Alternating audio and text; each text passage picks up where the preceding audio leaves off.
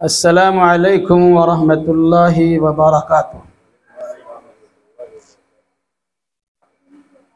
इन्नल हम्दलिल्लाहि नहमदुहु व नस्तईनुहु व नस्तगफिरुह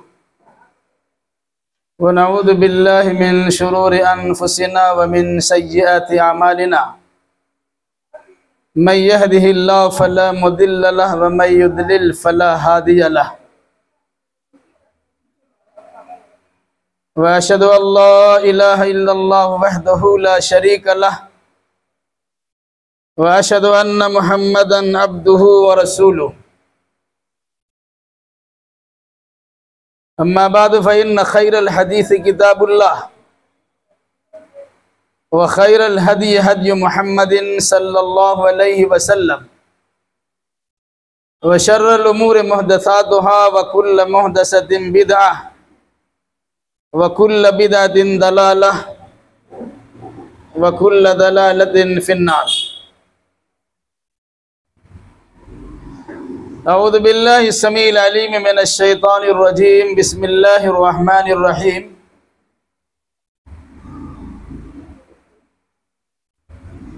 या अय्युहल्लज़ीना आमनु उदखुलू फिस्सिल्मि काफ़्फ़ा वला तत्तबिऊ खुतुवातिश शैतान इन्नहु लकुम अदुव्वुम मुबीन। फ़क़ाल तआला इन्नद-दीन इंदल्लाहिल इस्लाम। वक़ाल तआला वमन यब्तग़ी गैरल इस्लाम दीनन फ़लन युक़बल मिन्हु। सुब्हानक ला इल्म लना इल्ला मा अल्लमतना इन्नका अंतल अलीमुल हकीम। रब्बि इश्रह ली सदरी व यस्सिर ली अमरी वहलुल उक़दतम मिन लिसानी यफ़क़हू क़ौली। रब्बि ज़िदनी इल्मा।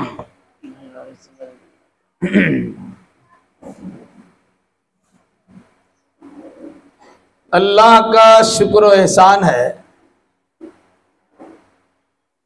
कि उसकी तौफीक से एक लंबी गैर हाजिरी के बाद हाजिरी का मौका मिला है। ये बात भी हमें याद रखनी चाहिए,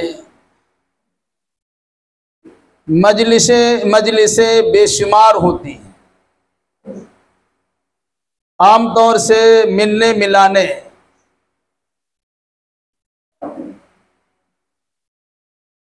मिलाने की सूरतें भी बहुत होती हैं। ख़ानदानी एतबार से भी मुलाकात होती है, इलाक़ाई एतबार से मुलाकात होती है, एक साथ एक जगह रहने के एतबार से भी मुलाकात होती है।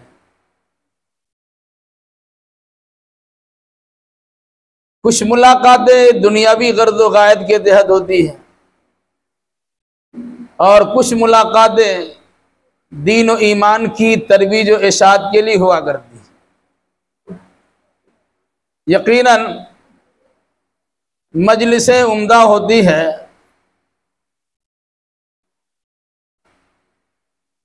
उसमें इजाफा उस वक्त होता है या नूरुन अला नूर की कैफियत उस वक्त बनती है जब किसी भी इज्तिमा को और मजलिस को अल्लाह उसके रसूल की बात सुनने सुनाने पर मौकूफ रखा जाए। दुनियावी गर्द गायद के तहत अगर मुलाकात होती है, उस मजलिस में भी अगर दीन का गलबा होता है, उसकी तालीम और तरबियत को फ़रोग मिलता है, तो दुनिया भी हमारा दीन बन जाता है। और अगर दीनी मजलिस को दुनियादारी के लिए इस्तेमाल किया जाए तो दीन का कबाड़ा तो निकलता ही है, पूरा का पूरा दुनियावी मामला हो जाता है। इसलिए हमारी कोशिश ये होनी चाहिए कि हमारी दुनियावी मजलिसें भी दीन पर मुश्तमल हों।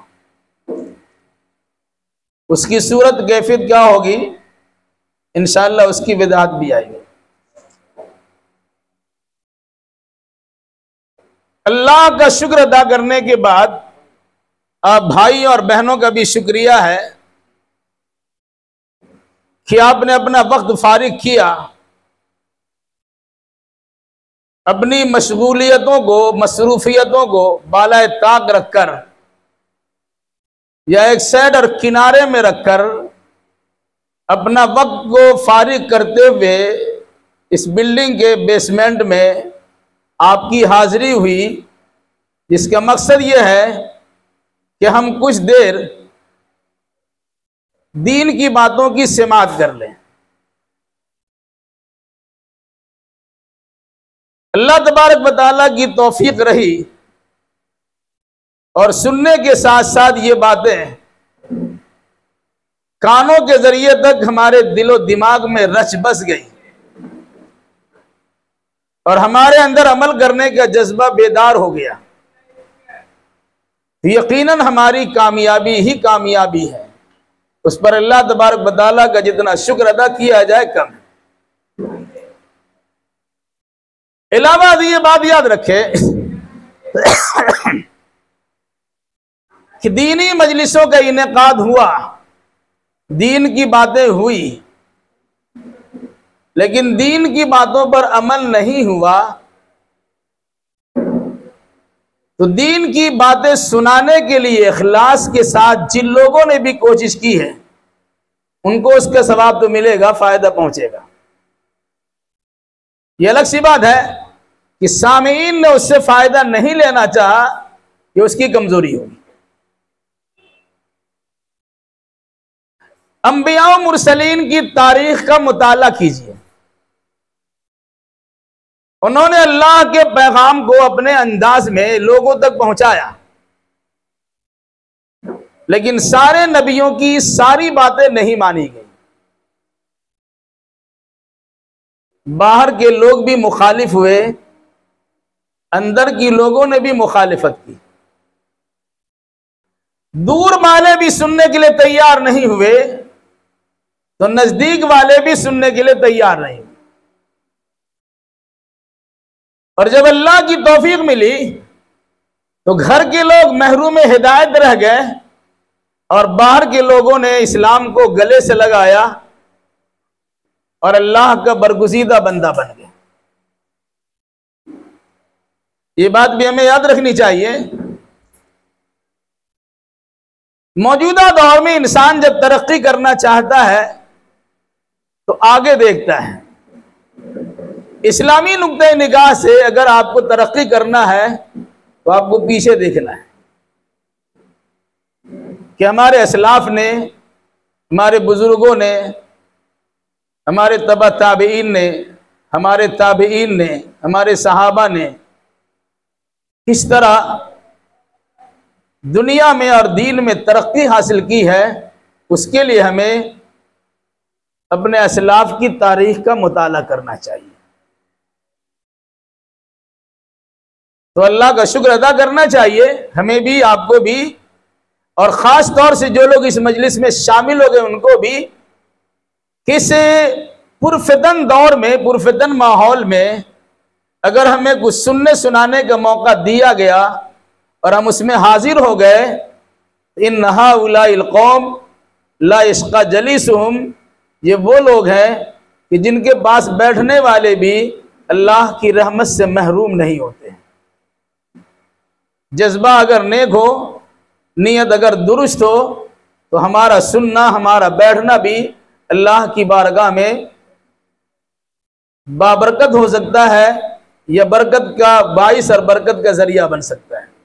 अल्लाह हमें ऐसी मजलिसों के कायम करने या दीन की मजलिसों में शिरकत करने की तौफीक अता फरमाए। आमीन।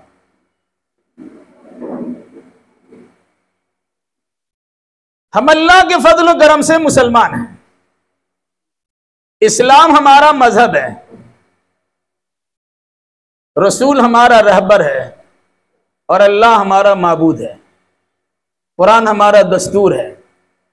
हमें अपने दस्तूर के मुताबिक, अपने रहबर की रहनुमाई के मुताबिक अल्लाह की इबादत व बंदगी करके अपनी ज़िंदगी गुजारना चाहिए। तो हमारी दुनियावी जिंदगी भी दीन के नाम से मौसूम हो सकती है। दुनिया भी हमारा दीन बन सकती है। इसलिए हमें दीन पर खास तवज्जो देनी चाहिए। और यह भी हमें मालूम है कि दीन अल्लाह के नजदीक इस्लाम ही है। दुनिया में बहुत सारे अदियान पाए जाते हैं, धर्म के नाम पर बहुत सी तंजीमें पाई जाती है, मजहब के नाम पर बहुत सारे कल्चर पाए जाते हैं, लेकिन असली दीन तो इस्लाम ही है, जिसे कुरान ने कहा इन्न दीन इंदल्लाहिल इस्लाम, दीन तो अल्लाह के नजदीक इस्लाम ही है। फिर यह भी अल्लाह तबारक व तआला का फरमान है वमन यब्तगी गैरल इस्लाम दीना फलन युक़बल मिन्हु। अब अगर कोई इंसान इस्लाम के अलावा कोई दूसरा दीन अपनाएगा तो अल्लाह उसे कबूल नहीं फरमाएगा। गोया अल्लाह का तक़र्रुब के लिए, अल्लाह की कुर्बत के लिए, अल्लाह की नजदीकी हासिल करने के लिए हमें दीन इस्लाम का ही सहारा लेना है। ऐसा करते हैं तो अल्लाह इसे कबूल फरमाएगा और इसका बेहतर से बेहतर बदला हमें अता करेगा। हमें यह भी जानना चाहिए कि दीन हमारा कहां कहां रहनुमाई करता है। मस्जिद में दीन है या बाजार में भी दीन है, महल्ले में दीन है या शहर में भी दीन है, बिल्डिंग में दीन है या हमारे घर में भी दीन है। दीन का मामला ऐसा है उदखुलू फिस्सिल्मि काफ़ा, सिल्म पर मुश्तमल, अमन शांति पर मुश्तमल जो दीन इस्लाम है, उस दीन में पूरे तौर से दाखिल होने का हुक्म अल्लाह ने दिया है। एक मुसलमान अगर मुसलमान है घर में, उन्हें बाहर भी मुसलमान होना चाहिए। एक मुसलमान अगर मुसलमान है मस्जिद में, उन्हें बाजार भी मुसलमान होना चाहिए। एक मुसलमान अगर मुसलमान है दीनी मजलिसों में, तो उन्हें दुनियावी मजलिसों में भी मुसलमान होना चाहिए। ये कैसे होगा? इसके लिए हमें अल्लाह का फरमान, रसूल अकरम सल्लल्लाहु अलैहि वसल्लम की हदीस और सहाबा इकराम के मामूलात जिंदगी को देखना चाहिए। इससे पहले बात आपके सामने आ चुकी है, कई मजलिसों में कि एक मुसलमान पहले मोमिन बनता है, ईमान के तकाजे को पूरा करता है, जिन चीजों पर ईमान लाना जरूरी होता है उन चीजों पर ईमान लाता है। ईमान के 6 बुनियादी अरकान है, इसकी वजाहत की जा चुकी है। अल्लाह पर ईमान, फरिश्तों पर ईमान, आसमानी किताबों पर ईमान, अल्लाह के रसूलों पर ईमान, तकदीर की खैर और शर, अच्छाई बुराई पर ईमान, और मरने के बाद दोबारा जिंदा होने पर ईमान। ये 6 बुनियादी अरकान है ईमान के। फिर उसकी तफसीलात भी आपके सामने आ चुकी। इन 6 चीजों पर अगर हमारा ईमान हो गया तो ईमान अकीदे का नाम है, जो हमारे दिलो दिमाग में रचा हुआ है, अंदर में छिपा हुआ है। अगर उसका इजहार हम करते हैं तो इस्लाम बनता है, और इजहार करने ही में आफियत है। अगर छिपा के रखा जाए तो उसका एतबार नहीं है। इसलिए कहा जाता है जाहिर पर फैसला होता है, अब अंदर में कितना अच्छा है वो अल्लाह को मालूम है, लेकिन बाहर में कितना अच्छा है वह अवाम खवास को मालूम है। तो अंदर की अच्छाई का नाम तो ईमान है और बाहर की अच्छाई का नाम इस्लाम है। चुनांचे अगर हमने अल्लाह को एक माना है अल्लाह की तौहीद का इकरार किया है, सारी कायनात का खालिक व मालिक अल्लाह को समझा है, तो हमें सिर्फ उसी अल्लाह की इबादत व बंदगी करनी चाहिए। तो इबादत व बंदगी करने से पहले पहले हमें अपनी जबान से इकरार करना पड़ेगा, हम किसी की इबादत नहीं कर सकते, किसी के सामने गर्दन झुका नहीं सकते, किसी के सामने जबीन नियाज को गिरा नहीं सकते, हम सिर्फ और सिर्फ अल्लाह की इबादत करते हैं। उसके लिए आपको एक जुमला कहना पड़ता है, अशहदु अल्ला इलाहा इल्लल्लाह।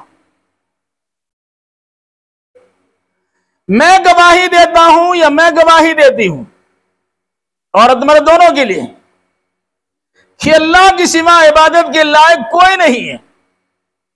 अब पहले कहते ला इलाहा,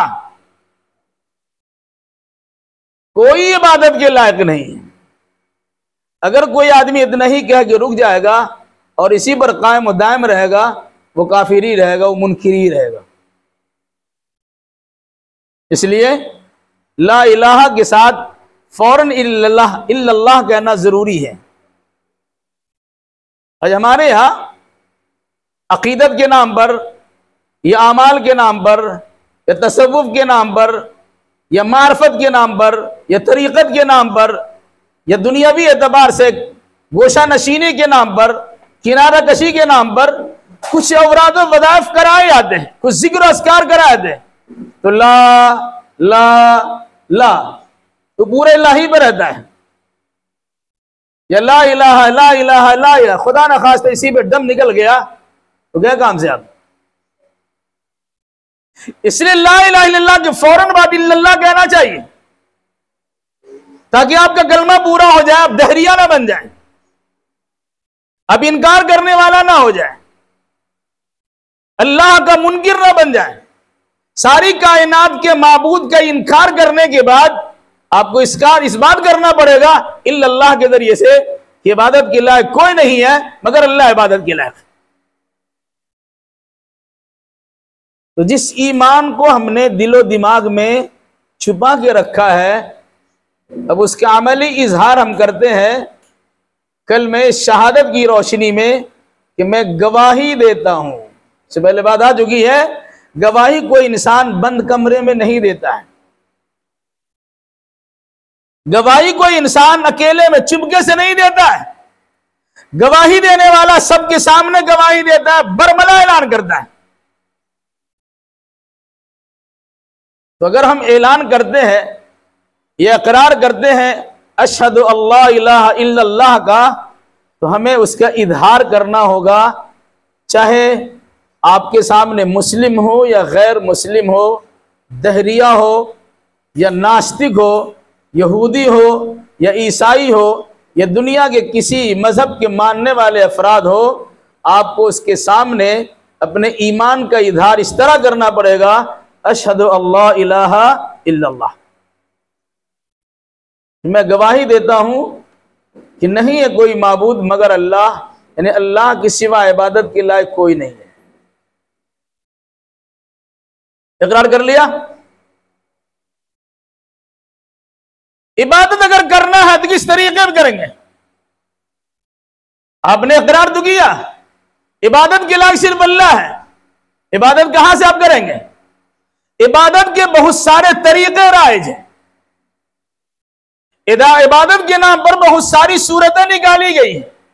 ऐसा लगता है, आप महसूस करते हैं ये भी इबादत है, ये भी अल्लाह ही को पुकार रहा है, ये भी अल्लाह ही को पुकार रहा है।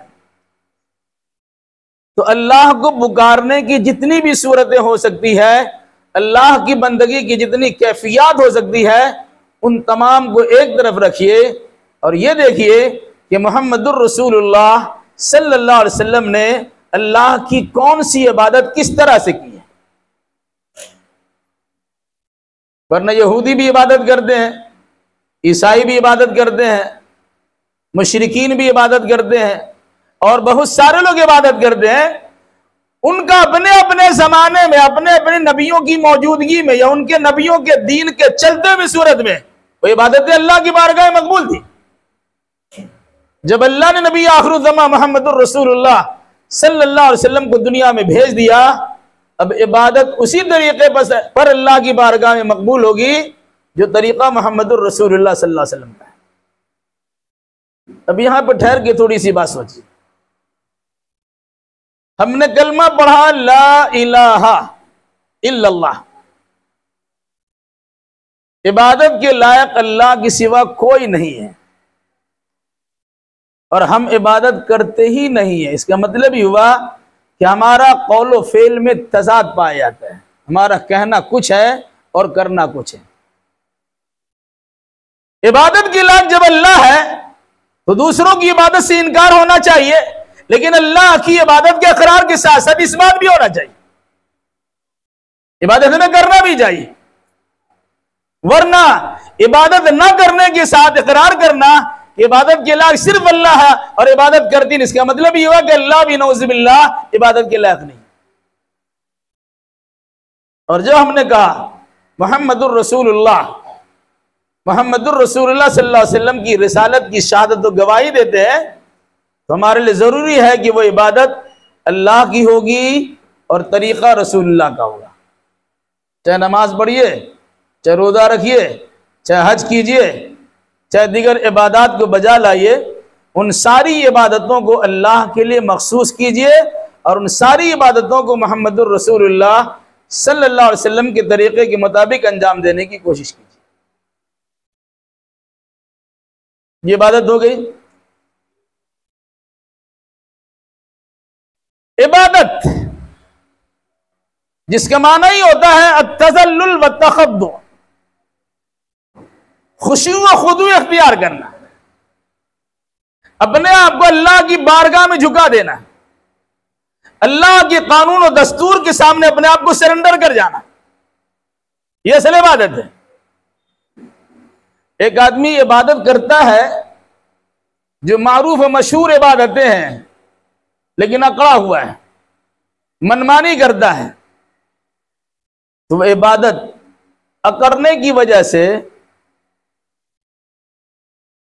अल्लाह की बारगाह में मकबूल नहीं हो सकती। अब नमाज पढ़िए, उसमें आपको खुशू खुदू न मैसर हो, जो झुकना चाहिए, जो गिरियोजारी चाहिए, जो आजिज़ी इनकिसारी चाहिए, अगर वो चीज नहीं है तो फिर हमारा नमाज पढ़ना भी बेकारी हो जाता है। रोजा रखते हैं, सुबह से लेकर शाम तक भूखा प्यासा रहते, कुछ खाते पीते नहीं है, लेकिन जो मकसद है इबादत का, रोजा रखने का, वो हमें हासिल नहीं होता है। इसका मतलब है कि हमने रोजा को रोजा समझ के नहीं रखा, बस रोज जैसा समझ के रखा, सब लोग रखते हैं, हम उसी तरह रख लेते हैं। आजकल इबादत करने का भी शौक बहुत है, हज की सूरत में, उम्रा की सूरत में। अल्लाह न करे, अल्लाह न करे, बहुत से लोग ऐसा लगता है कि उम्रा करके गुमराह हो जाते हैं और मुस्तकिल उम्रा ही करते रहते हैं। तो ऐसा उम्रा जो गुमराही से बचा ना सके, वो गुमराही के दलदल में डाल देने वाला उम्रा होता है। हज करते हैं, एक बड़ी इबादत है, लंबा पैसा खर्चा होता है, बड़ा वक्त भी सरफ होता है, खर्च होता है, लेकिन इतने मुजाहिदा के बाद भी हमारे नाम आमाल में कुछ अच्छाइयाँ दर्ज नहीं होती। इधर हकीकत पैसों की ज़िया है और अपने जिस्म जान को थकाना है, इसके अलावा कुछ नहीं। इसका ये मतलब नहीं है इबादतें हम नहीं करेंगे। आप इबादतें कीजिए, लेकिन इबादत की मिजाज को समझिए, इबादत के गुण को जानिए, इबादत की माहियत और उसकी कुन को समझिए, इबादत की हकीकत और फलसफा को जानिए कि इबादत का मकसद क्या होता है। जब वायदा पढ़ते हैं वमा खलक़तुल जिन्न वल इंस इल्ला लियअबुदून, कि मैंने इंसान को और जिन जिन्नात को सिर्फ इसलिए पैदा किया है कि वो मेरी इबादत करे। गोया हमारी आपकी तख्लीक, हमारी आपको का पैदा किया जाना, यह अल्लाह की इबादत व बंदगी के लिए। कैसे करेंगे वो इबादत? अमली जामा किस तरह पहनाएंगे हम? अपने कौल और फेल में तजाद ना होने पाए, उसकी सूरत क्या होगी? जो कहना हमारा होता है उसके मुताबिक हमारा अमल है कि नहीं है, इसकी कैफियत कैसे होगी? इसी चीज को हम समझते हैं और हमें समझने की जरूरत है। देखिए, कुरान मजीद में जहां कहीं ईमान का तस्करा है, फौरन बाद वहां अमल साले का जिक्र है। इल्लल्लज़ीना आमनू व अमिलुस सालिहात, अल्लज़ीना आमनू व अमिलुस सालिहात, हर जगह ईमान के साथ अमल साले हैं। मतलब क्या हुआ? ईमान हमारा अकीदा और नजरिया का नाम है और अमल साले हमारे अमल का नाम है। जो हमने दिलो दिमाग में छुपा के रखा है, रचा बसा के रखा है, उसके अमली जामा पहनाने का नाम अमल है, अमल साले है। अगर मनमानी तरीके से किया तो आम अमाल हो जाएंगे, अल्लाह उसके रसूल के फरमान के मुताबिक किया तो अमल साले बनेगा। ये बात भी कई बार आपके सामने आ चुकी है। अल्लाह कसरत अमाल का मुतालबा नहीं करता, बहुत ज्यादा अमल कीजिए ऐसा कभी नहीं कहता। जब भी कहता है अमल साले का जिक्र करता है। अच्छा अमल कीजिए, अमल कीजिए तो अच्छा अमल कीजिए। एहसन अमला का, अमल के एतबार से एहसन होना चाहिए, बेहतर होना चाहिए। और एहसन अमल होने के लिए अमल अल्लाह के लिए मखसूस हो, और वो अमल ईमान के साथ हो, और वो अमल मोहम्मदुर रसूलुल्लाह सल्लल्लाहु अलैहि वसल्लम के तरीके के मुताबिक हो और रिया व नुमुस से पाक हो, तो हमारा अमल अमल साले बनता है। अब चलते हैं सहाबा किराम के जमाने में। आज हमारे यहां मुसलमान होने के लिए काफी है कि हमारी तखलीक मुस्लिम घराने में हो जाती है। मुसलमान होने के लिए काफी है कि हम मुस्लिम घराने में पैदा होते हैं। मुस्लिम घराने में पैदा हुए, हम मुसलमान हैं। डॉक्टर के बेटा डॉक्टर तो नहीं होता, मास्टर के बेटा बगैर पढ़े मास्टर तो नहीं होता, इंजीनियर के बेटा बगैर पढ़े इंजीनियर तो नहीं होता। तो मुस्लिम का बच्चा बगैर इस्लाम सीखे मुसलमान कैसे हो सकता है? इसे समझने की जरूरत है। सूरत क्या होगी? अगर हम मुसलमान हैं तो अपने बच्चा बच्ची को भी मुसलमान बनाएं, अपने घर की खवातीन को भी मुसलमान बनाएं। घरेलू माहौल जितने अफराद पर मुश्तमिल है उन तमाम को मुसलमान बनाएं। तब हमारा इस्लाम से रिश्ता मजबूत होगा और हम मुसलमान कहलाने के लायक होंगे।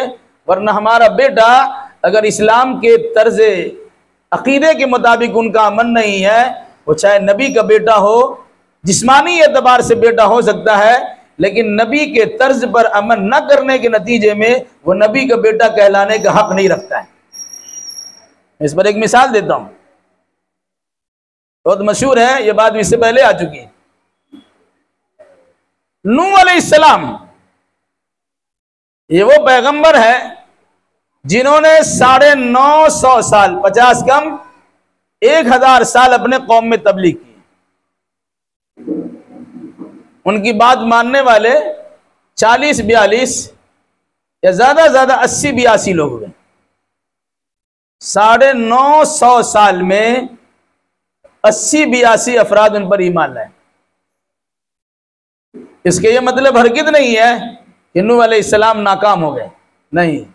नाकाम और बदनसीब बदकिस्मत वो लोग हैं जो इतने खैर खा नबी जो 950 साल तक बड़ी खैर खूबी के साथ उन्हें तबलीग करते रहे, और फिर ये लोग मानने के लिए तैयार नहीं हुए। ये उनकी हिरमान नसीबी है और ये उनकी बदनसीबी है। तो 950 साल तक नूह अलैहिस्सलाम ने तबलीग की। 80-82 अफराद मुसलमान हुए।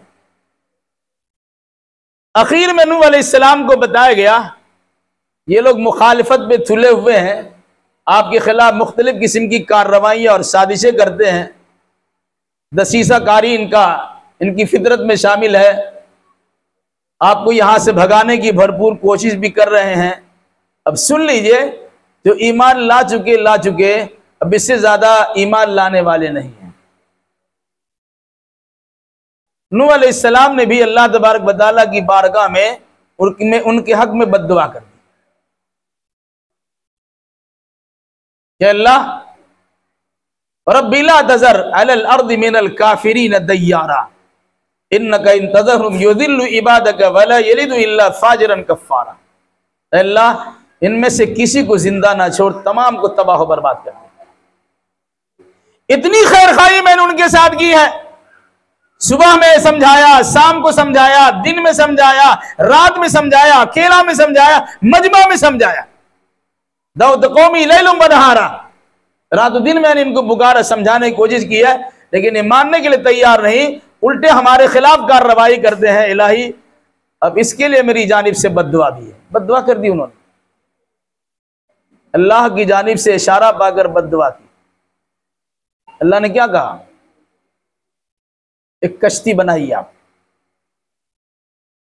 कश्ती बनाना शुरू किया, बोला सूखा में ये कश्ती कहां चलाइएगा। बहुत हंसा, मजाक उड़ाया।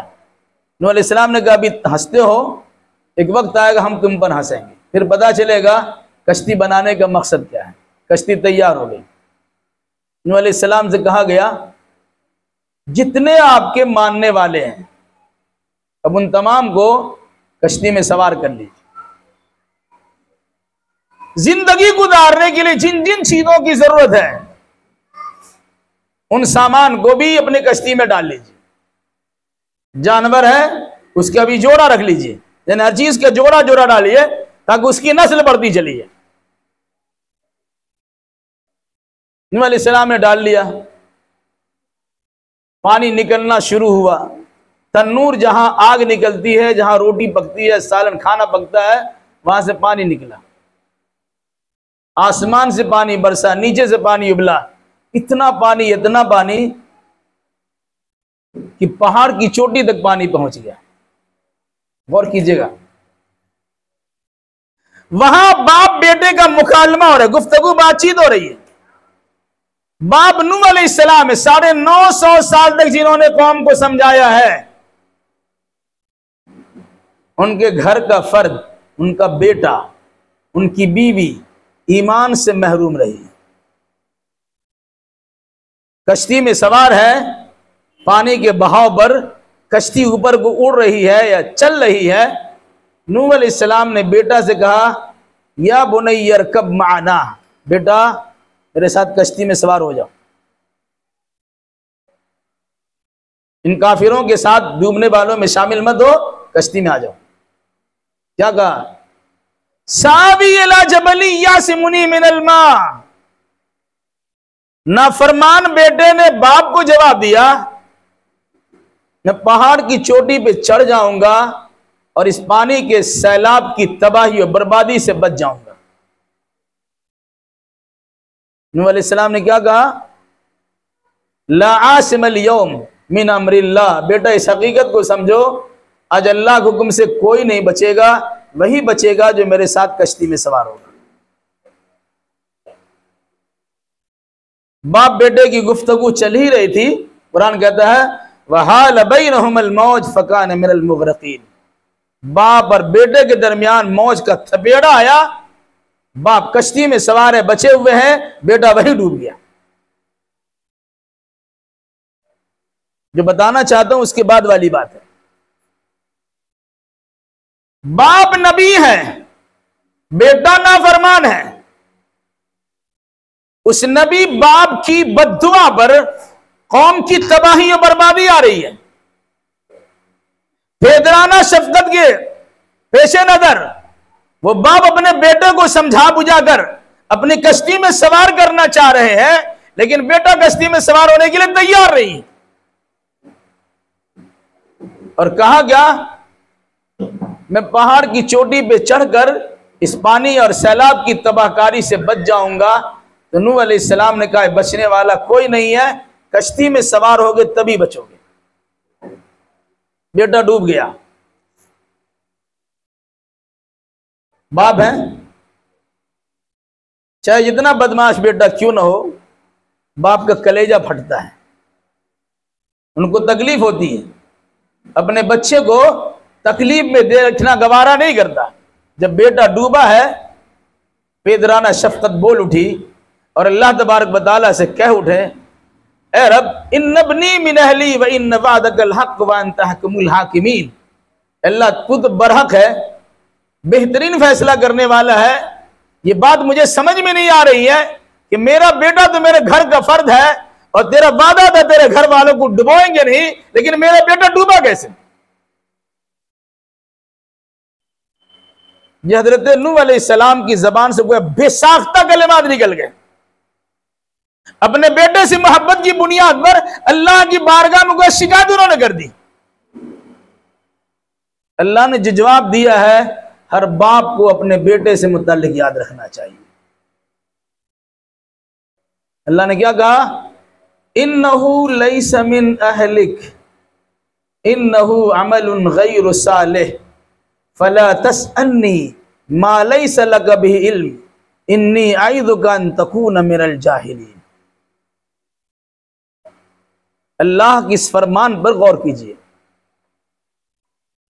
सबसे पहले कुरान ने क्या कहा, नूह अलैहिस्सलाम से मुताल्लिक अल्लाह तबारक व तआला की जो बात बयान की है, ए नूह, जिस बेटे के ऊपर शफकत करते हुए आंसू बहाकर अपने बेटे के डूबने का गम का इजहार करके मेरी बारगाह में तुम सवाल करते हो, तो सुन लो, इन्नहु लैसा मिन अहलिक, वो आपका बेटा है ही नहीं, वो आपके घर का फर्द नहीं है। हमने कहा था आपके घर वालों को बचाएंगे, लेकिन ये आपके घर का फर्द ही नहीं है, इसलिए डूबा है। वजह नौज़बिल्लाह, हजार बार नौज़बिल्लाह। हजरत नूह अलैहिस्सलाम की बीवी किसी दूसरे के बिस्तर को गर्म नहीं की थी, ये बेटा नूह अलैहिस्सलाम ही का था। बीवी ने नाजायज ताल्लुकात कायम करके नूह अलैहिस्सलाम की तरफ बेटों को मर नहीं दिया था, ये बेटा नूह अलैहिस्सलाम का था। लेकिन उसके बावजूद तो कुरान कहता है इन्नहु लैसा मिन अहलिक, ये आपके घर का फर्द नहीं, ये आपका बेटा नहीं है। क्यों नहीं है? इन्नहु अमलुन गैरु सालिह, ये ऐसा बेटा है जिसका अमल अच्छा अमल नहीं है। आप नबी अच्छा अमल वाला है, आपका बेटा तो बद अमल है, तो बद अमल बेटा अच्छे अमल वाला नबी का बेटा कैसे हो सकता है? बहुत बड़ी बात कुरान ने कही है। अगर आपका बेटा बिगड़ा हुआ है, आपका बेटा किताब सुन्नत पर अमल करने वाला नहीं है, आपका बेटा अमल साले करने वाला नहीं है, आपका बेटा बेटी ईमानियात के मुताबिक अमल करने वाला नहीं है, आप उसे बेटा समझिए, बेटी समझिए, रिश्तेदार समझिए, खानदान समझिए, घर का अपना मालिक और वारिस समझिए, लेकिन कुरान कहता है वो आपका बेटा ही नहीं है, वो आपकी औलाद नहीं है। हम अर्ज करेंगे तो शिकायत होगी। अगर कोई इंसान ऐसा कह देगा, उसके खिलाफ आदमी बाहम दस्तगिरीबा होकर लड़ाई करना शुरू कर देगा। कौन लड़ेगा अल्लाह से? क्या कहा? इन्नहु लैसा मिन अहलिक इन्नहु अमलुन गैरु सालिह, अच्छा अमल नहीं करता है, आपके तर्ज जिंदगी के मुताबिक जिंदगी नहीं गुजारता है, इसलिए इसे आपका बेटा होने का हक नहीं है, और आप इसे अपने बेटा तस्वुर करें, यह आपके लिए सही नहीं, इसीलिए डूबा है। फिर कहा ला तसन्नी मा लैसा लक बिही इल्म, जिस चीज का इल्म आपके पास नहीं है उसके बारे में सवाल मत कीजिए। इन्नी अईज़ुका अन तकून मिनल जाहिलीन, मैं आपको नसीहत करता हूं कि आप जाहिलों में से न बनिए। अगर हम किसी नबी के बारे में जुमला इस्तेमाल करें काफिर हो जाएंगे, ये कुरान कहता है। नबी ने इंसानी और बेदराना शफकत की बुनियाद पर अपने बेटे के दरिया में डूबने की वजह से अल्लाह की बारगाह में शिकायत कर दी, और वो इसको मद्देनजर नहीं रख सके कि बेटा उनके तर्ज अमल के मुताबिक अमल करने वाला नहीं था, उनके मुताबिक अच्छे अमल करने वाला नहीं था। बेटा के डूबने पर शिकायत किया तो अल्लाह ने डांट पिला देर कहा यह आपका बेटा ही नहीं। मैं पूछना चाहता हूं आपसे, भाइयों से और बहनों से, किसी जानी मेरा इशारा नहीं है, हम अपने से भी कहते हैं और आपसे भी कहते हैं, हम ईमानदार हैं, हम वफाशियार हैं, हम नमाज रोज़ा का पाबंद हैं, हम तहज्जुद गुजार हैं, हम सारी इबादतें बजा लाते हैं, लेकिन हमारा बेटा, हमारी बेटी, हमारे बिस्तर पे सोने वाली हमारी बीवियां, हमारे घर में रहने वाली हमारी बहनें और हमारी माएँ किस डगर पर, किस रास्ते पर, किस तर्ज अमल पर वो जिंदगी गुजार रहे हैं, कभी इस पर आपने गौर किया?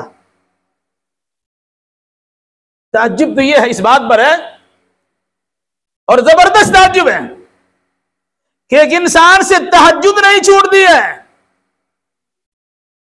उसके बगल में उसका बेटा सो रहा है, फजर की फर्द नमाज उनकी छूट रही है, आप उसे जगाते इसलिए नहीं है तो दिन भर आपके काम काज में लगा हुआ था, पैसे जमा करके आपकी खिदमत में जमा करके रख रहा था, दुकानदारी कर रहा था, या दिगर अफराद दिगर अमाल के जरिए से पैसे कमा कर आपकी बारगाह में पेश कर रहा था।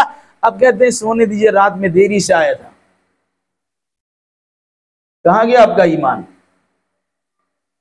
नूह अलैहिस्सलाम का बेटा उनके मुताबिक अमल नहीं करता है तो कुरान कहता है कि उनका बेटा नहीं है। अगर हमारे तर्ज अमल के मुताबिक हमारा बेटा अमल नहीं करेगा, किस मुंह से हम अपने को उस बेटे का बाप समझते हैं और उसको अपना बेटा समझते हैं? इस पर थोड़ी तवज्जो देने की जरूरत है। सिर्फ नमाजी का मसला नहीं है, दीन के तमाम तर उसूल और ज़वाबित का मसला है। दीनियात के जितने अमाल उन पर इसे बरतने की जरूरत है। एग्जाम का जमाना रहता है, हमने सुना है कलकत्ता की सरजमीन पर 10 क्लास और 12 क्लास और बच्चे एग्जाम में लगे हुए हैं। 9-10 साल का इनकी जिंदगी बर्बाद हो जा रही है। अगर इम्तिहान में कामयाब नहीं होगा, बच्चे बड़े हैं जिस पर रोज़ा फ़र्ज है, नमाज फ़र्ज है, बच्चे ना नमाज पढ़ते हैं ना रोज़ा रखते हैं, एग्ज़ाम की तैयारी में लगे हुए। क्यों नहीं पढ़ते हैं? वह एग्ज़ाम ख़राब हो जाएगा। ये मिजाज है। यूं ही स्कूल और कॉलेज में पढ़ने के नतीजे हमारे बच्चे बददीन तो होते चले आ रहे हैं और दीन से बदतर भी हो रहे हैं। हम उनके पढ़ने पढ़ाने के खिलाफ नहीं है, पढ़ाइए आप, लेकिन साथ में से दीनदार तो बनाइए। हमारे गैर मुस्लिमों के स्कूल में हमारे बच्चों के पढ़ने पढ़ाने का रिवाज है, जुमा की नमाज अक्सर बेशतर की छूटती है। 3 जुमा लगातार छूट जाए तो निफाक का फतवा लगता है। साल हर साल उनकी जुमा की नमाज छूट रहे, हमें परवाह भी नहीं। फिर माहौल की खराबी की बुनियाद पर बदअमल तो थे ही, दीन से बदजन भी हो रहे हैं, दीन के खिलाफ उल्टी सीधी बातें भी कर रहे हैं। उनके दोस्त अहबाब की तरफ से, उनके टीचरों की तरफ से, उनके मिलने जुलने वाले अफराद की तरफ से अगर दीन के खिलाफ कोई बात उनकी तक पहुंचती है और उसका जवाब सही अंदाज में दे नहीं पाता है, नतीजे के तौर पर उसी के हाँ में हाँ मिलाना शुरू करते हैं, आपके घर में आकर आपसे बहस करते हैं और आप उसका जवाब नहीं दे पाते, उनका मिजाज तो उसी तरफ चला जाता है। नतीजा क्या होता कि हमने बड़े लाडो प्यार से अपने बच्चा बच्ची की परवरिश की है, उनके खाने पीने का नज़्म व नस्क किया है, उनकी ज़िंदगी गुजारने के लिए आला से आला सहूलियात हमने फराहम किया है, उनकी गाड़ियों का बंदोबस्त किया, बाड़ियों का बंदोबस्त किया, घूमने फिरने का बंदोबस्त किया, सारी सहूलियात फराहम कर दी। उनके सारे तकादे पूरे करते हैं, लेकिन दीनी तकादा पूरा करने के लिए तैयार नहीं है। नतीजा क्या होता? बच्चे को हमने अगर सही तरबियत नहीं दी है, बच्चे स्कूल में पढ़ते हुए, कॉलेज में पढ़ते हुए या मर्दों औरतों के बेमहामा इख्तिलात के नतीजे में कहीं दोस्ती कर लेते हैं, गैर मुस्लिमों से दोस्ती हो जाती है, पूरा ख़ानदान का नाक कटवा करके भाग भगा करके रिश्तेदारियाँ और शादी हो जाती है, और फिर उसके बाद हम सब पकड़ के बैठ जाते हैं, ऐसा हो गया तो वैसा हो गया। जिम्मेदार कौन है? इसलिए ईमान के साथ अमल साले कीजिए, अपने साथ अमल करवाइए। किसी ने बड़ी अच्छी बात लिखी है कि लाहौर से माहौल नहीं बदलता, बल्कि माहौल से माहौल बदलता है। किसी की बुराई का तस्करा सुना, ला हौल वला कुव्वता इल्ला बिल्लाह। किसी घर में कुछ खराब बात हुई, आपके कान तक बात पहुंची, ला हौल वला कुव्वता इल्ला बिल्लाह। मुआशरा बदलेगा नहीं, माहौल बदलेगा नहीं। माहौल कब बदलेगा? अब माहौल बनाइए। माँ नमाज पढ़ती है, छोटा छोटा बच्चा माँ को देखकर उसी तरह सजदा करते हैं, उसी तरह बैठते हैं, उसी तरह खड़ा होते हैं। मुसल्ला माँ बिछाती है, बच्चे भी मुसल्ला बिछाते हैं। माँ वुजू करती है, बच्चे भी वुजू करते हैं। नमाज की पूरी कैफियत बच्चे अमल में लाते हैं। ये माहौल आपने दिया है तो बच्चे माहौल से असर लेते हैं। अगर हमने ऐसा नहीं किया, हम खुद नमाज नहीं पढ़ते हैं और हुक्म देंगे बच्चा जाओ नमाज पढ़ गया, कभी नहीं पढ़ेंगे। बाप नमाज नहीं पढ़ता, बाप कभी जुमा में बच्चे को नहीं ले जाता, माँ अपने बच्चों और बच्चियों के साथ में नमाज नहीं पढ़ती, उनके सामने ये माहौल पेश नहीं करती है, नतीजा क्या होगा? इसलिए लाहौल से माहौल नहीं बदलता, बल्कि माहौल से माहौल बदलता है। बच्चों के सामने एक अच्छा माहौल पैदा कीजिए, वो उसकी नक्काली करेंगे और उसके मुताबिक माहौल बदलेगा। मैं कह रहा था ईमान और अमल, ईमान के साथ अमल जरूरी है। अमल सिर्फ नमाज रोजे की हद तक मौकूफ नहीं है। इस्लाम सिर्फ नमाज रोजे का नाम नहीं है, पूरी जिंदगी का लाइफ स्टाइल कुरान और हदीस के मुताबिक गुजरे, इसका नाम ईमान और इस्लाम है। और इसी का मुतालबा हमसे किया गया है। अगर इसका नमूना देखना हो तो सहाबाए कराम के जमाना को देखिए।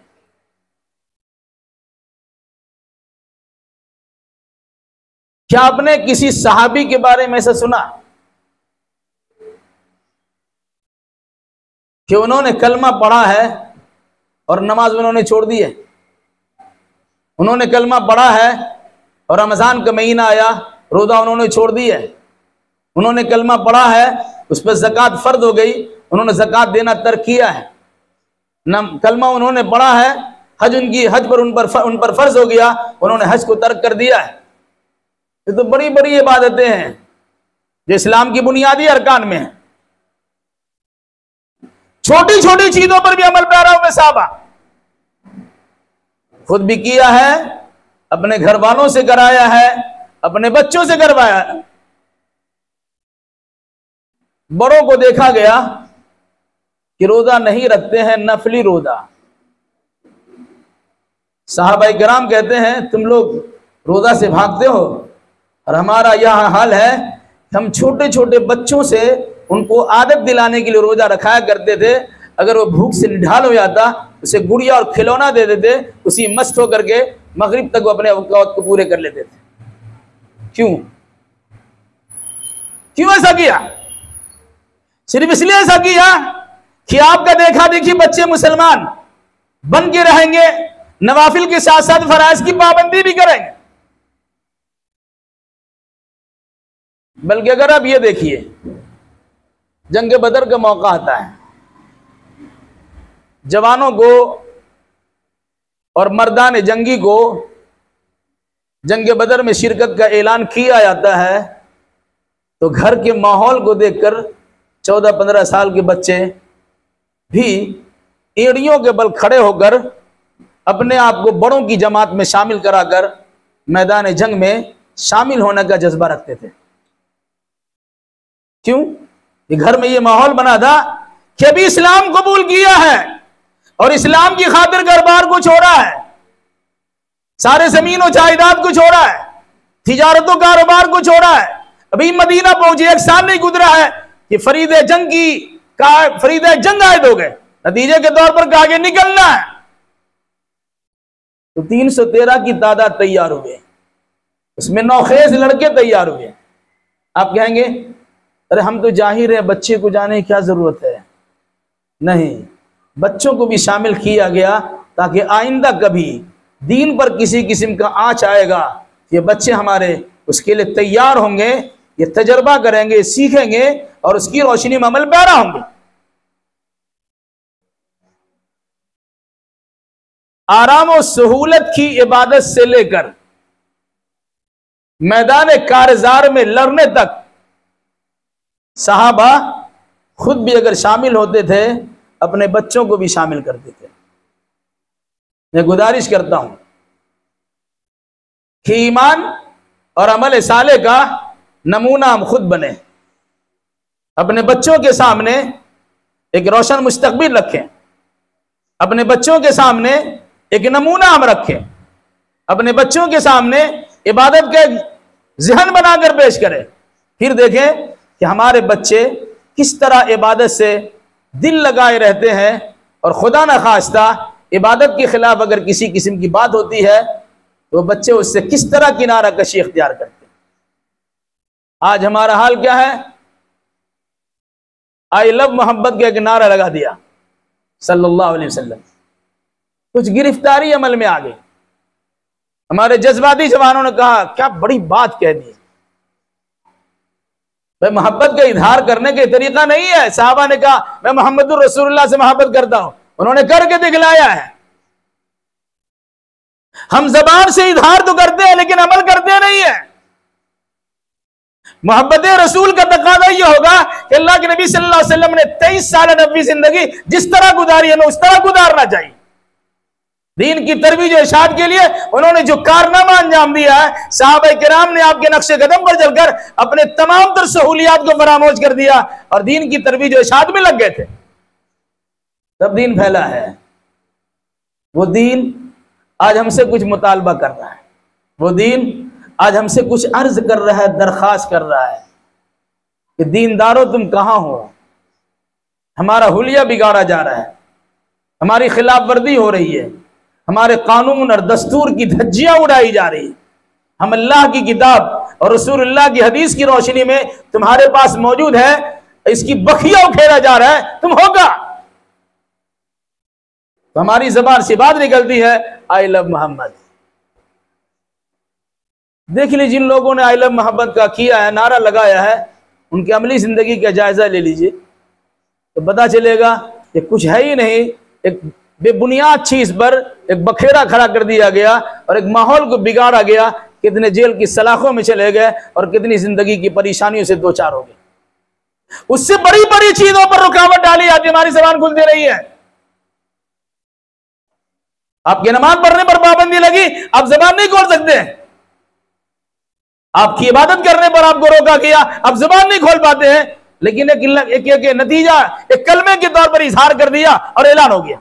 अरे भाइयों, अल्लाह के रसूल से मोहब्बत बड़ी चीज है, उसका इजहार भी होना चाहिए, लेकिन उससे कहीं ज्यादा अमली इजहार होना चाहिए। तासिर रसूल वन तुज़हिर हुब्बहु हाज़ा लमरी फी ज़मानी बदीउ। आप रसूल की मुखालफत करते हैं और रसूल से मोहब्बत का दम भरते हैं, ये तो जमाने की सबसे अजीब बात है। इंसान दुनिया में जिसको चाहता है, अपना रोल मॉडल समझता है, उसकी हर नक्काली नकल करता है। बाल किसका ऐसा था, उसे बाल लगता है। वो हकला के बोलता है, आप भी हकला के बोलते हैं। कोई झूम के चलता है, आप भी उसी अंदाज चलते हैं। जिस अंदाज का कपड़ा पहनता है उसी अंदाज का कपड़ा पहनते हैं, टी शर्ट हो या कोई और भी पहनने की चीज हो। क्यों? आपने उसे अपना रोल मॉडल समझा है, अपने नमूना बनाया है। अल्लाह के नबी का नमूना कहां चला गया? रसूल अकरम सल्लल्लाहु अलैहि वसल्लम का नमूना तो चाहिए, हम उसका अमली जामा खुद पहनाएं और अपने बच्चों से उसका अमल कराने की कोशिश कराएं। मेरे भाइयों, कहना यह था, ईमान और अमल सालेह दो बुनियादी चीज हैं। अमल सालेह में सिर्फ ये बात नहीं है कि आप नमाज रोजा ही कीजिए। अमल सालेह की दो सूरतें होती है, एक हुकूकुल्लाह की शक्ल में और दूसरी हुकूकुल इबाद की सूरत में। अब अगर मुसलमान है तो अल्लाह की इबादत के लिए मुसलमान है, और अगर मुसलमान है तो अल्लाह के बंदों के हुकूक व मामलात के माने मुसलमान है। इस्लाम जो हमें तालीम दी है, उस तालीम को अगर मद्देनजर रखे तो अगर हमारी जबान से किसी को तकलीफ पहुंचती है तो हमारा ईमान सही नहीं है। हम पेट भर खाते हैं, हमारा पड़ोसी भूखा है, हमारा ईमान सही नहीं है। हम अपनी जबान से, अपने हाथ से किसी को महफूज नहीं रख पाते हैं तो हमारा ईमान सही नहीं है। कहाँ है? पड़ोसी हमारा मुस्लिम हो, गैर मुस्लिम हो, रिश्तेदार हो, गैर रिश्तेदार हो, मुवाफिक हो या मुखालिफ हो, जो हक के जार है, जो पड़ोसी होने का हक है, कहाँ हम अदा करते हैं?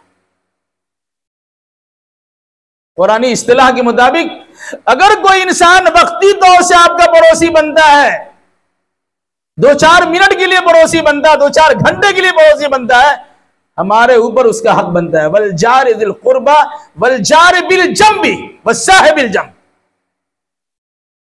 बस में सफर कर रहे हैं, शटल टैक्सी में सफर कर रहे हैं, ट्रेन में सफर कर रहे हैं, जहाज से सफर कर रहे हैं, आपका सीट के बगल में कोई दूसरा बैठा हुआ है, थोड़ी देर के लिए आपका पड़ोसी बना है, आप उसे तकलीफ नहीं दे सकते।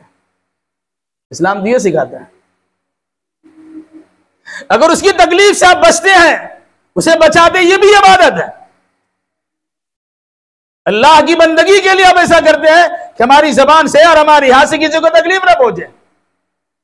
आप बैठ के तकलीफ पहुंचाने की सूरतें कई होती है भाई, गाली देना ही तकलीफ पहुंचाना नहीं है। तो बेचारा किनारे बैठा, बगल में बैठ गए, लगाए मोबाइल, आराम से जोर जोर से गुफ्तगू कर रहे हैं या कुछ लगा के सुनना शुरू कर दिया, इस बेचारे को तकलीफ हो रही है। आपको अल्लाह ताला ने हट्टा कट्टा मुस्टंडा बनाया है, बेचारा कमजोर बैठा हुआ, इस तरह बैठे को उसको चाप दिया, ये भी तकलीफ पहुंचाना है। तल्ख जुमले बयान किया, गाली गलौज बयान किया, तुर्श रूई तुर्श मिजाजी से आपने बात किया, उसकी जानिब निगाह उठा के देखना शुरू किया, ताक झांक करना शुरू कर दिया, ये सब तकलीफ पहुंचाने की जरूरत है। कहा एक मोमिन वो नहीं हो सकता जिसकी जबान से और जिसके हाथ से दूसरे को तकलीफ पहुंच जाए। ये हुकूकुल इबाद में शामिल है। आप खुद ये मिजाज बनाइए अपना, अपने घर के बच्चों और बच्चियों का, अपने रिश्तेदारों का एक माहौल बनाइए। आपके हर फ्लैट के लोग इस तरह का माहौल बनाएंगे, आपकी बिल्डिंग एक अच्छा माहौल बन जाएगा। कोई आदमी आपके बगल में है, कोई पड़ोस में आपके हैं, आप उसके साथ अच्छा व्यवहार कीजिए। किसी घर में बच्ची है, किसी घर में बच्चा है, ऐसा ना हो कि हमारी निगाह की खराबी से हमारे पड़ोस की बच्ची महफूज न रह सके। क्या ऐसा ना हो कि दोस्ताना ऐसे रवाबित तैयार कर लिए गए कि नतीजे के तौर पर दोनों घर की इज्जत व आबरू खाक में मिल जाए। इन चीजों पे तवज्जो देने की मामूली मामूली बातें लगती हैं, सुनते हैं अरे उनके घर का मामला क्या है। याद रखिएगा, जब आग लगती है तो उसकी गर्मी अगल बगल के घरों तक भी पहुंचती है। कभी उससे चिंगारियां छटक के निकल के दूसरी तरफ चला जाए, वहां भी खाकिस्तर होने का मामला होता है, वहां भी तकलीफ पहुंचती है।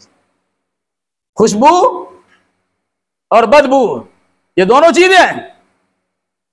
अच्छाइयों पर इंसान की निगाह नहीं आती, लेकिन बुराइयों पर इंसान की निगाह जमी की जमी रह जाती है। अगर किसी पड़ोस के मुतालिक गलत बातें आपके कान में आ गई, आप 70 जगह उसको शुरू करते हैं बयान करना, उनके घर में ऐसा हुआ, उनके घर में ऐसा हुआ। भाई अगर वही मामला आपके घर में होता तो उसका प्रचार करते। इन चीजों पे तवज्जो देने की जरूरत है। आप खुद बचिए, अपने बच्चों को भी इन चीजों से बचाने की कोशिश कीजिए। जी बहरहाल मैं कह रहा था, ईमान और अमल सालेह तो बड़ी अहम चीजें हैं कि जिसकी बुनियाद पर अल्लाह तबारक व तआला के यहाँ फैसला होगा। ईमान और अमल हमारा दुरुस्त है तो अल्लाह की जन्नत में जाएंगे।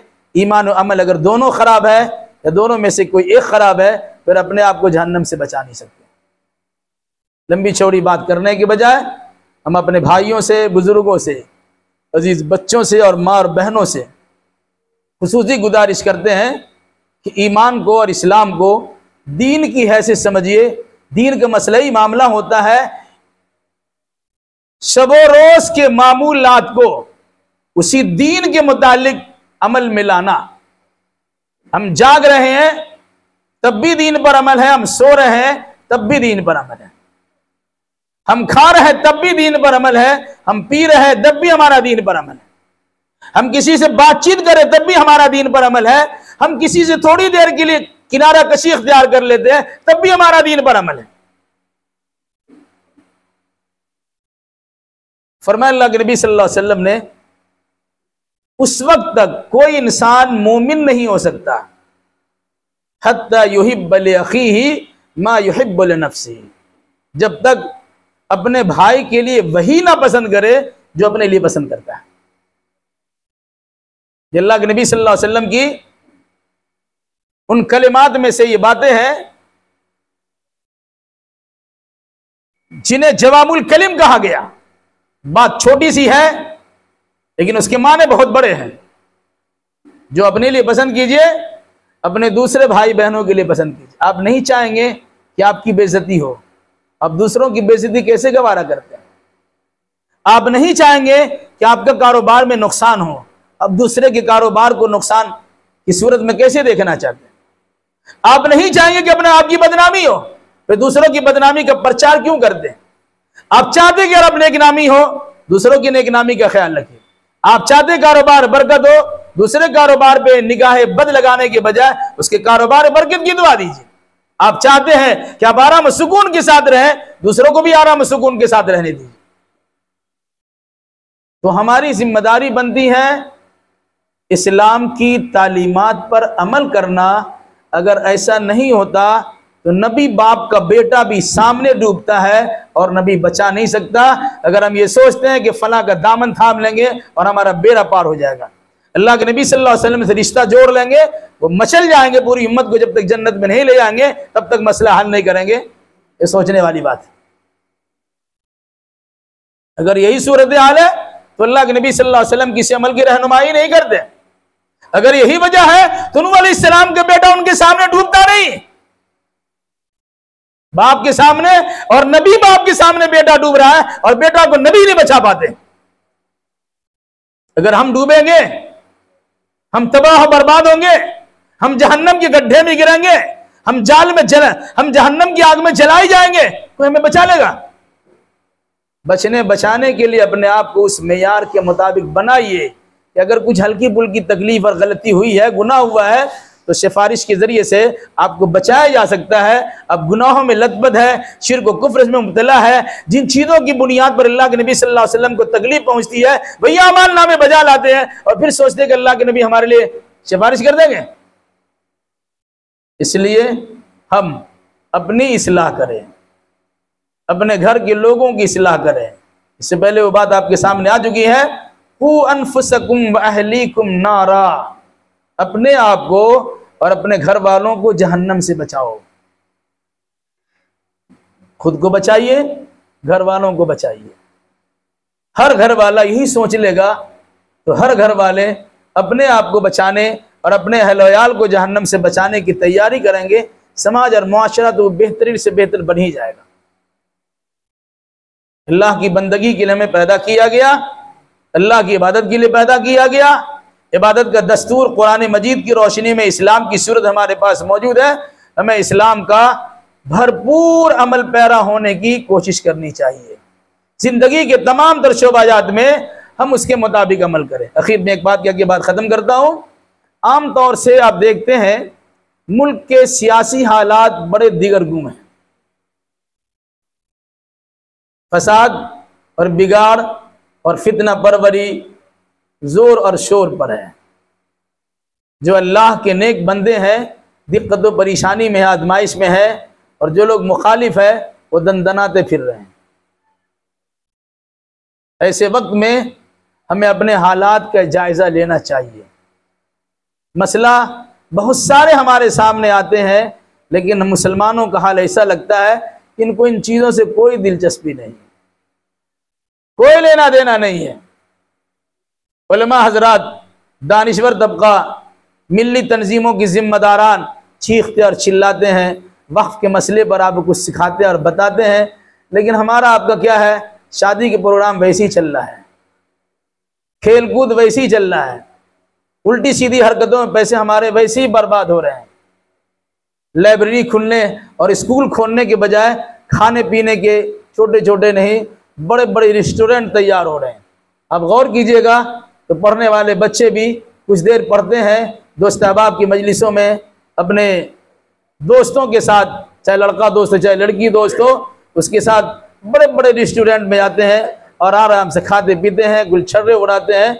उन पर किसी किस्म के दीन का मसला नहीं आता कि कहाँ परेशानी से दो चार है, कहाँ मुसलमान दिक्कत में मुब्तला है, कहाँ मुसलमान परेशानी में गिरफ्तार है। हमें उसकी परवाह नहीं होती है, हम अपनी मौज मस्ती की ज़िंदगी गुजार रहे हैं। भाइयों, जरा मिजाज बदलने की कोशिश कीजिए।